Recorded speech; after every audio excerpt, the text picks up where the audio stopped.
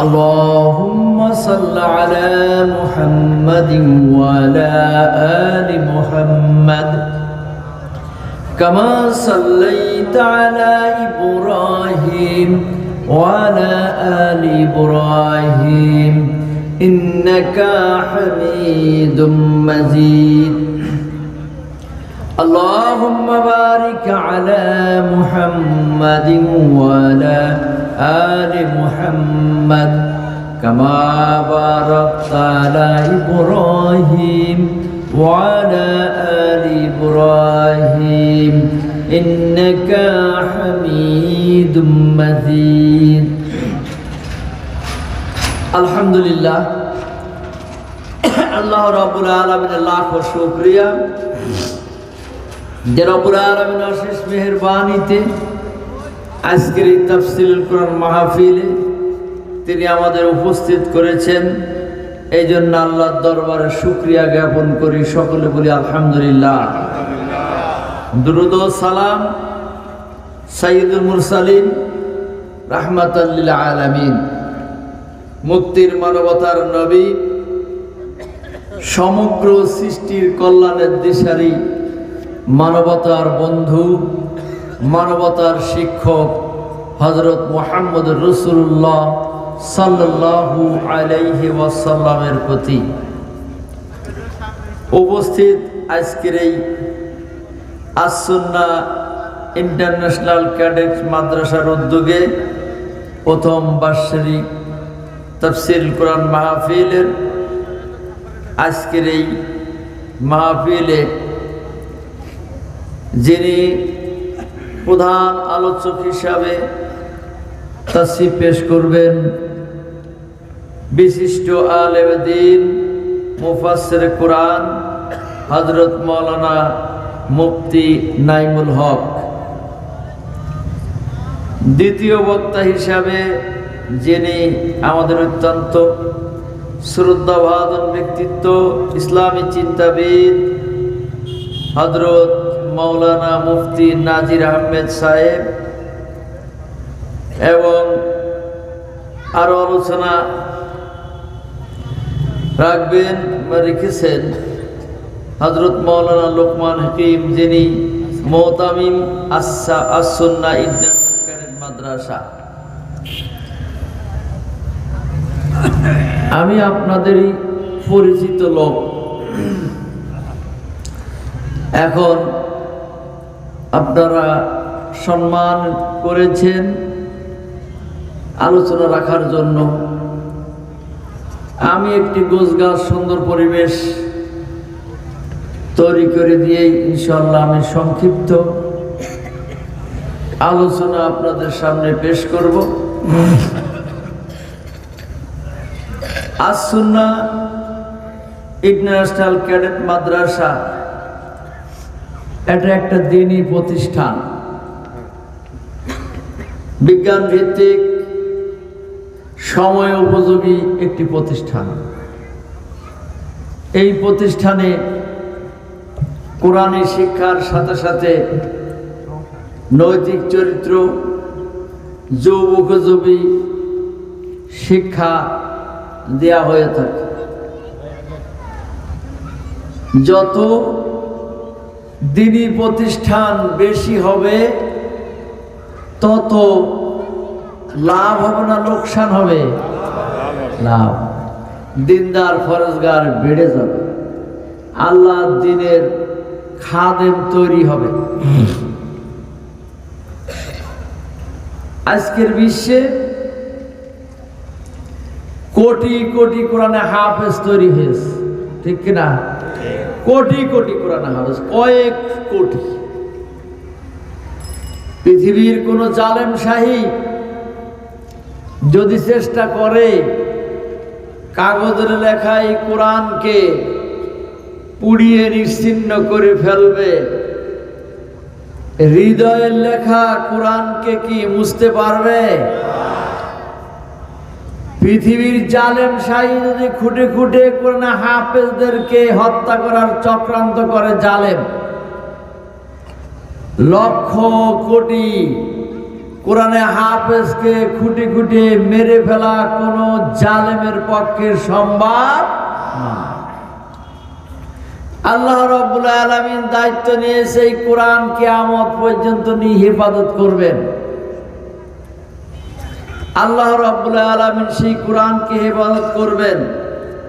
এই কোরআন পৃথিবীতে মানুষের মুক্তি এবং হেদায়েতের জন্য এসেছেন। কিসের জন্য? মুক্তি এবং হেদায়েতের জন্য এসেছেন। শাহরু রমাজানাল্লাযী উনজিলা ফীহিল কুরআন হুদাল লিন্নাস ওয়া বায়িনাতিম মিনাল হুদা ওয়াল ফুরকান। রমজান মাসে কোরআন নাজিল করা হয়েছে, এই জন্যই কোরআন নাজিল করা হয়েছে। হুদাল লিন্নাস, কোরআন মানুষদের মুক্তি দেবে, কল্যাণ দেবে, শান্তি দেবে, নিরাপত্তা দেবে, পরলৌকিক জীবনে জাহান্নামের আযাব থেকে মুক্তি দিয়ে আল্লাহর জান্নাত দেবেন। ঠিক না? ওয়াবায়িনাতিম মিনাল হুদা ওয়াল ফুরকান, কোরআন বিস্তারিত বর্ণনা করে দেবে কোনটি সত্য আর কোনটি মিথ্যা, কোনটি মানতে হবে, কোনটি ছেড়ে দিতে হবে, কোনটি হারাম আর কোনটি হালাল। কোরআন এই শিক্ষা দেওয়ার জন্য পৃথিবীতে এসেছে। কোরআন শুধু পড়ে পড়ে চুমু খেয়ে খেয়ে কোরআন তাকে তুলে দেওয়ার জন্য আসেনি। কোরআন মানুষের মুক্তির জন্য এসেছে, কোরআন মানুষের হেদায়েতের জন্য এসেছে, কোরআন মানুষের আল্লাহর জান্নাত দেখানোর জন্য এসেছে, কোরআন মানুষকে শান্তি এবং নিরাপত্তার জন্য এসেছে, কোরআন শয়তানের সকল লীলা খেলাকে ধ্বংস করে দিয়ে দ্বীনুল ইসলাম, দ্বীনে হক প্রতিষ্ঠার জন্য এসেছে। ঠিক কিনা? আমাদের সমাজে এক শ্রেণীর লোকেরা বলে 90,000 কালাম গোতার, 30,000 জাহিরি আর 60,000 বাতনি। এটা সত্যি কথা না মিথ্যা কথা? কি কোন কথা? এটা মিথ্যা কথা। আল্লাহ রাব্বুল আলামিন এই কোরআন পাঠিয়েছেন। আল্লাহ বলছেন বায়িনাতুম মিনাল হুদা ওয়াল ফুরকান, কোরআনে বিস্তারিত বর্ণনা করে দেওয়া হয়েছে। কোরআনে কোনো গোপন টোপন কথা নেই যে 60,000 গোপনে রয়েছে। যারা এই কথা বলে, এই কথা বলাদের যদি আপনি বলেন তাহলে তোমার ওই বাতুনির একখান আয়াত বলো, বলতে পারবে? কি বলে? পারে লয়ে যাও আমায়, সময় গেলে সাধন হবে না। লালন শাহের কয়েকখান গীত ছাড়া ওদের কোনো সম্বল নেই। ঠিক কিনা? লালন শাহের গীতই হইল ওদের 90,000, ওদের 60,000 কালাম। এরা হলো আসলার, আল্লাহর আসমান জমিনের মধ্যে এরা হলো মিথ্যাবাদী। বুঝেছেন? এরা কি কয়? নামাজের মতো নামাজ একবার পড়লে হয়, সেজদার মতো সেজদায় একটা দিলেই হয়, টুনটুনা টুনটুন। কি বলে কিনা?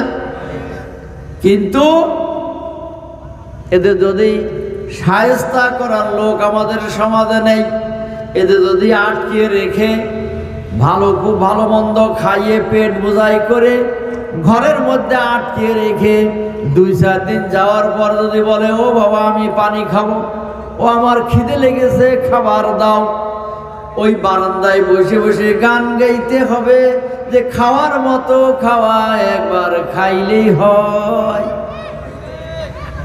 যদি নামাজের মতো নামাজ একবার পড়লে হয়, তাহলে খাওয়ার মতো খাওয়া একবার খাইলে হয়, তাহলে সাইজ হয়ে যাবে। কিন্তু আমাদের সমাজের লোকের ওরে সর্বনাশ, কি কথা বলিস গো, কি তত্ত্ব কথা বলেছে।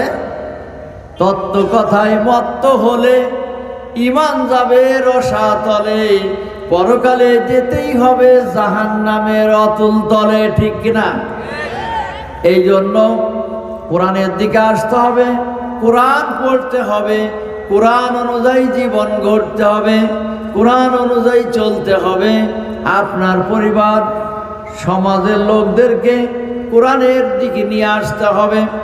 যত বেশি পরিমাণ আমাদের সন্তানদেরকে কোরআনই শিক্ষা দেব, তত সমাজ থেকে শয়তানের লীলা খেলা বন্ধ হয়ে যাবে, ঠিক কিনা? মিশরের 100% লোক কোরআন জানে, বুঝেছেন? এই ধরনের মুসলিম রাষ্ট্রগুলায় অন্তত 90-95% লোক কোরআন জানে। কোরআন না জানা ছেলের কাছে মেয়ে বিয়ে তারা দেয় না। আবার কোরআন জানে না এমন মেয়েরও কোনো ছেলে বিয়ে করতে চায় না। তুরস্কের প্রধান সামরিক আইন প্রশাসক তাদের জাতীয় দিবসে, আমি নিজে দেখেছি, জাতীয় দিবসে কি সুন্দর কোরআন তেলাওয়াত করলো, আমাদের প্রধানমন্ত্রীরাই পারে না। কিন্তু প্রধান সামরিক আইন প্রশাসক এমন তাক লাগানো হৃদয় আগ্রহী তেলাওয়াত করলেন, আমি শুনে মুগ্ধ হয়ে গেলাম।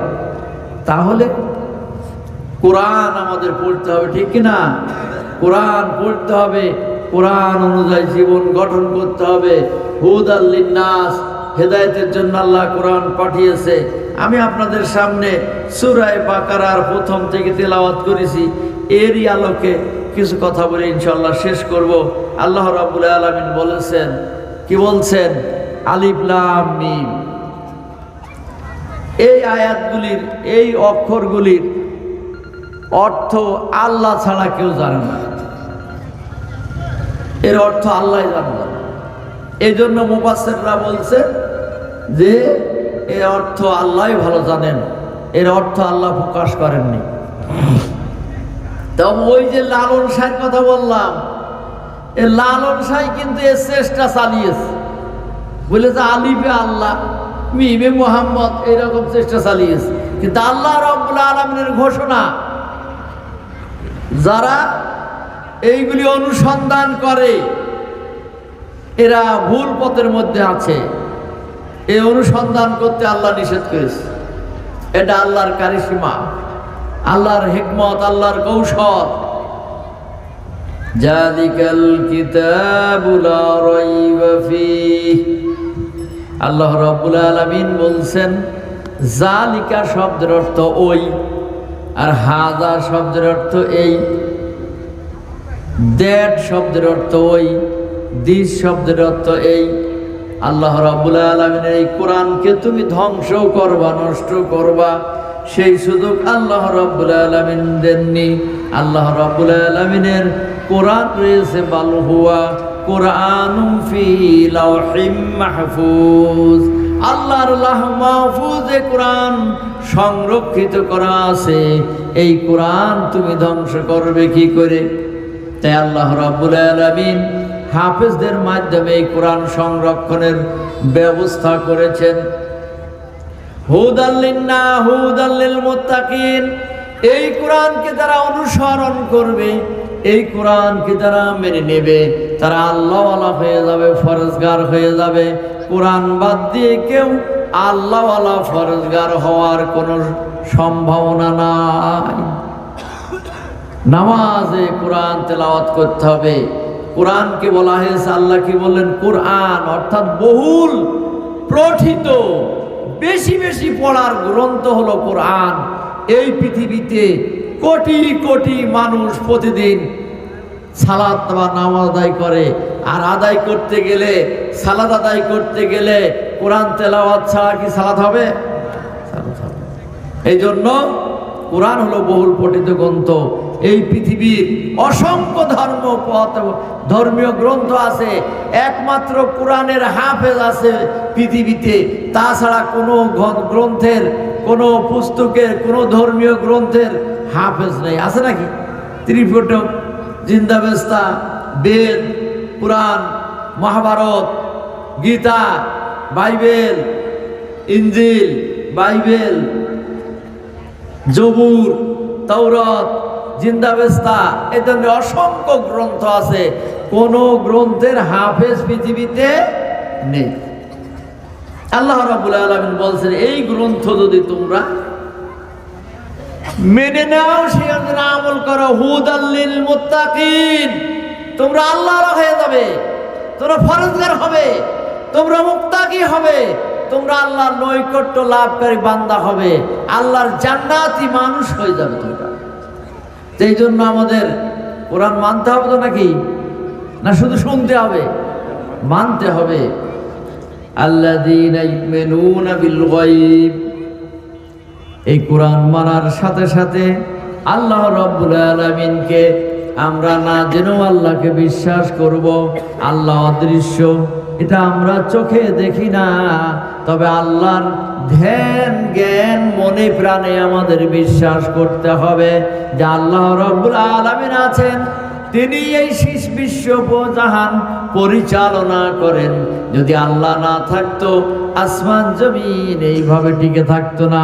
আপনি চিন্তা করে দেখেন, এই যে বিশাল আসমান শূন্যময় ভাবে আছে, আপনার এই যে তাবু আপনারা গেড়েছেন, এই তাবু শূন্যময় যে থাকা সম্ভব নয়, খুঁটি লাগানো হয়েছে, কিন্তু পিলারহীন এই আকাশকে আল্লাহ অত্যন্ত আশ্চর্যভাবে রেখে দিয়েছেন। এই জন্য চিন্তা করতে হবে, এই বাস্তবতার চিন্তা করতে হবে। এই পৃথিবীর আসমান জমিন গাছপালা তরুলতা পাহাড় পর্বত গিরি গুহা চন্দ্র সূর্য গ্রহ নক্ষত্র সবকিছু আল্লাহ রাব্বুল আলামিনের, সবকিছু আল্লাহ রাব্বুল আলামিনের শক্তিতে পরিচালিত হচ্ছে। এটা কোনো মানুষের পক্ষে সম্ভব নয়, ঠিক কিনা? এই জন্য আল্লাহকে অদৃশ্য যেন না দেখো, আল্লাহকে বিশ্বাস করতে হবে। এর অনেক যুক্তি তর্ক আছে, যেটা শোনানো আমার সম্ভব নয়। এই জন্য আমাদের চিন্তা করতে হবে, আল্লাহ আমারই রব, এই রবই আমার সব। আল্লাহ আমারই রব, এই রবি আমার সব। দমে দমে তনু মনে তাই অনুভব। আল্লাহ আমারই রব, এই রবি আমার সব। খোদা তোমারে দুনিয়াতে আমি যেদিকে তাকাই, অথই নিয়ামতে ডুবে আছি সবাই। পাক পাকালির গানেই তসবিহ করো রব। আল্লাহ আমারই রব, এই রবি আমার সব, ঠিক না?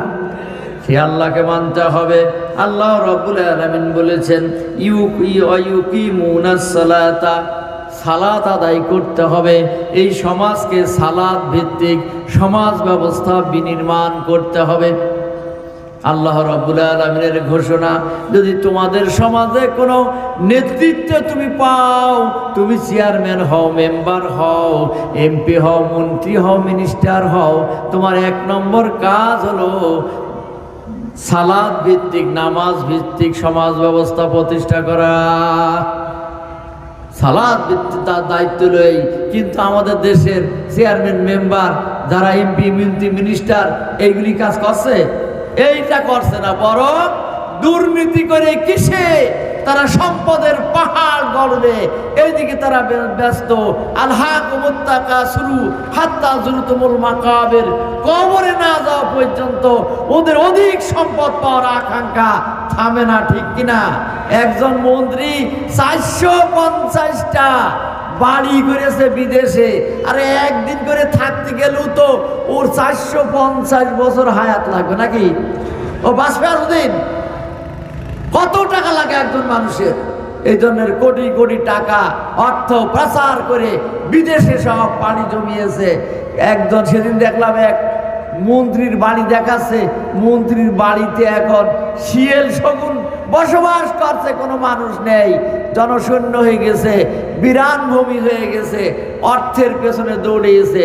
কিন্তু এরা আল্লাহ রাব্বুল আলামিনের দ্বীনের বিরোধিতা করেছে, বরং কি করেছে?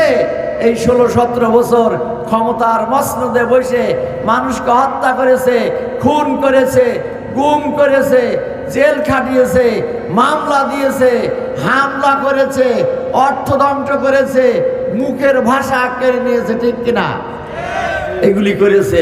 এরা জালেম, জালেমদের আল্লাহ রাব্বুল আলামিন ক্ষমা করবেন না।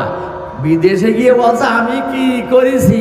তুমি যে মানুষের সন্তানদের কেড়ে নিয়েছো, এতিম করেছো, সন্তানদেরকে মায়ের বুক খালি করেছো, বাবার বুকের ধন তুমি গুলি করে মেরে ফেলেছো। সে আর এখন বলছে আমি কি করেছি? কারণ আমার সন্তান সে মেরে ফেলে আমার হক নষ্ট করেছে।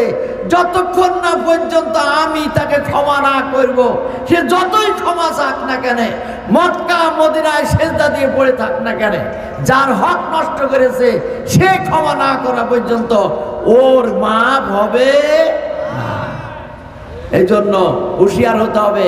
আগামী দিনে এই দেশকে ইসলামী সমাজ ব্যবস্থা কায়েম করার জন্য কাজ করতে হবে। পারবেন তো?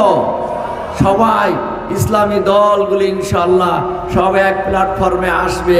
আল্লাহর জমিনে আল্লাহর দিন প্রতিষ্ঠার আন্দোলনে আমাদের কাজ করতে হবে। আপনারা পারবেন তো? দেখেন কারা কারা পারবে। ইনশাআল্লাহ আল্লাহ তুমি তাদেরকে সকলকে তোমার দিনের জন্য কবুল করুন। সকল বলা আমিন। অমিম্মা রাযাকনাহুম ইউনফিকুন। আল্লাহর দিন প্রতিষ্ঠা করতে হলে আল্লাহ বলছেন তোমাকে যা আমি দিয়েছি তার থেকে আত্মমানবতার সেবা, দিন প্রতিষ্ঠার আন্দোলনে তোমার সাধ্য অনুসারে তুমি চেষ্টা চালাও।